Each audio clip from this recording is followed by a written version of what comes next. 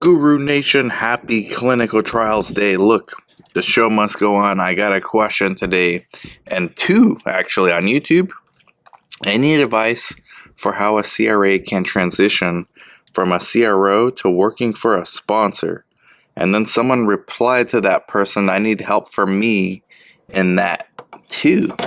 So, the best advice is the stuff that's the hardest to do because a lot of it's not in your control. It's to have a good amount of experience because sponsors don't want entry-level people. So if you just started at a CRO as a CRA, I would say continue as long as you can until it becomes unbearable, maybe. But, okay, in the meantime, this is the part people think, okay, Dan, I hear that. It sounds really good. It sounds like eating your vegetables if you want to lose weight or be healthy. Network. Guys, I just came back from ACRP. I'm one of the co-founders of SOS, Save Our Sites Conference. There are so many conferences out there where sites, CROs, and sponsors meet and network. And when I go, to the very few that I go, there are people there, a lot of times it's the same people, networking. I want to say there's probably 20% of the people in this industry do 80% of the networking.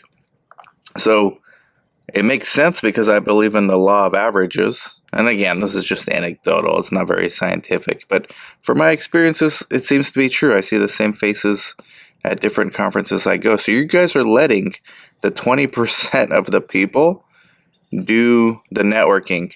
I just came back from ACRP.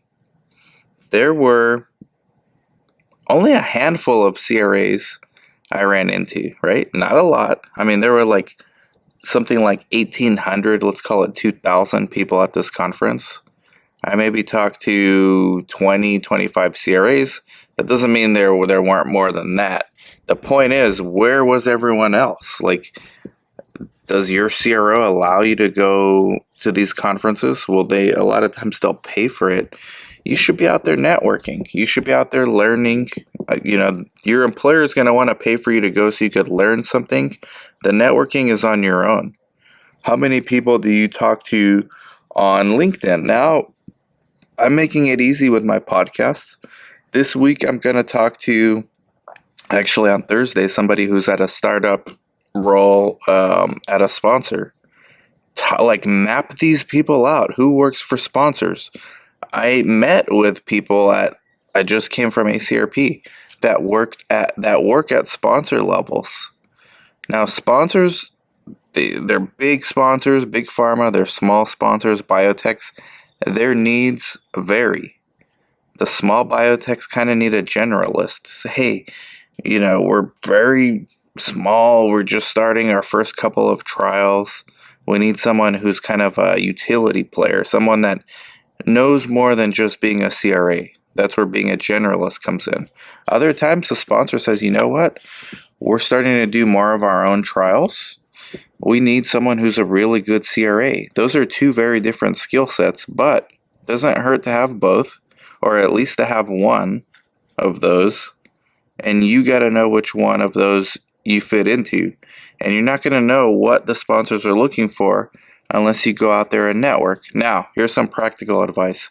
If you currently work for a CRO, the very best thing you can do to get some attention is to be exceptionally good at the studies that you are currently in. So if you've been assigned as a CRA to sponsor XYZ for a particular trial, be really good, especially if they're a smaller biotech. Be extraordinarily good. If you can, if it's part of your CRO's communication guidelines and they give you the freedom to communicate with the sponsor, ask them thoughtful questions. You don't want to pester them with stupid things just so you get it noticed. But go out of your way to let them know who you are and how you're working hard on their study for them and what they would like you to do better. And that's the best thing you can do, honestly, because the best Candidates, ask any recruiter, any person hiring. The best job candidate is someone who's currently working for someone else. So if you're a CRA already working for a CRO, you're a really good candidate in the eyes of a sponsor. Much better than if you're not working for anyone. So you're already there. Now the low-hanging fruit is to go to the sponsor that you're currently working with, not necessarily ask for a job, but figure out ways that you could network in a collaborative fashion that helps propel the project forward that your other colleagues are not doing. I see this anecdotally as a site owner with our CRAs all the time.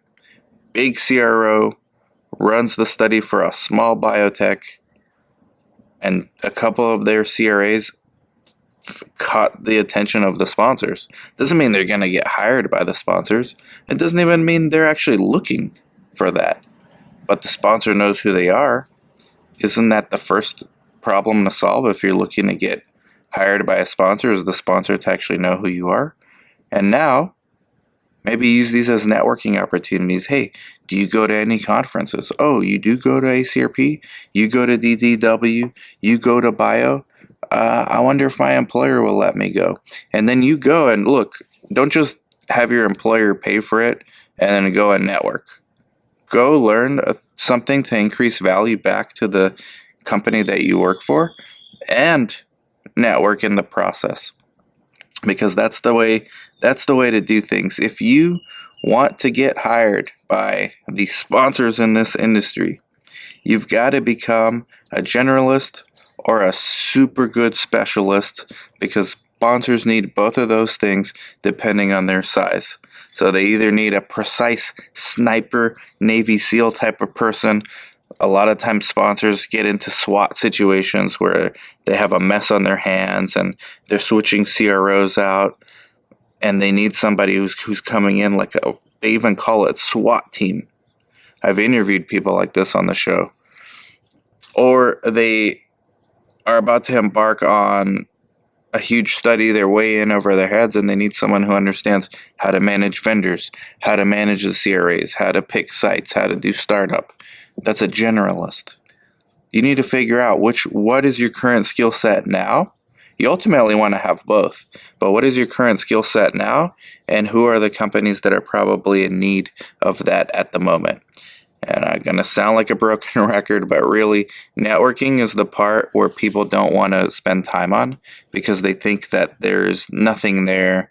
They think it's all, let's just sit around the campsite and sing Kumbaya and hold hands. And networking is giving business cards out to people. No, networking is figuring out what people's problems are before they even tell you, and then putting yourself in the position where they find you, or where you're conveniently there. That's what networking is. And interestingly enough, if you're working as a CRA for a CRO and you want to get hired by a pharma company or a sponsor, just do really good at your job. You're going to get the attention of the sponsors. Like, subscribe, comment, share. Let me know what you think. Let me know if I didn't go in depth enough, or in the comments if you've done this. The people I've interviewed, I'm trying to think. Thursday, I'm interviewing someone at a sponsor, and I know from my past experiences of interviewing people and just meeting up with people, this is the path that they've done, although it's not really mapped out well for you to follow. It's networking, building up your skill set, and being extraordinary at what you're already doing. Like, subscribe, comment, share. Not easy stuff. Bye-bye.